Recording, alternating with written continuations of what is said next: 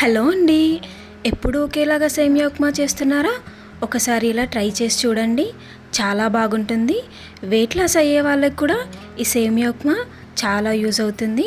ఒక గిన్నె తీసుకొని అందులో 2 టేబుల్ స్పూన్ ఆయిల్ వేసుకొని ఆవాలు, జీలకర్ర అవి కొంచెం వేగాక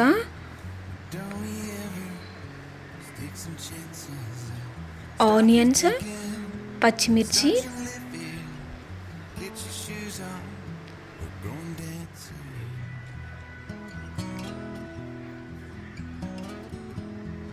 అవి కొంచెం ఫ్రై అయ్యాక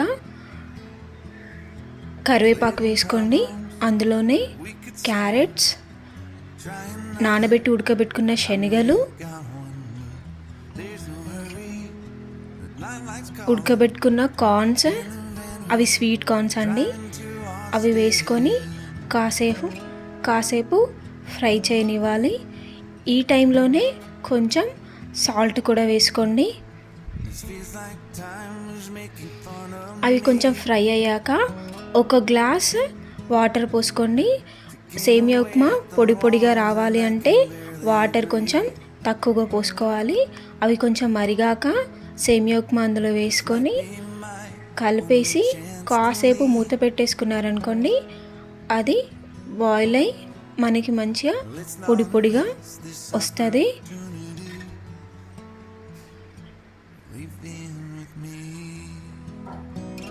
ఇలా చేసి పెడితే ఎవరైనా సరే సేమియా ఉప్మాని చాలా ఇష్టంగా తింటారు.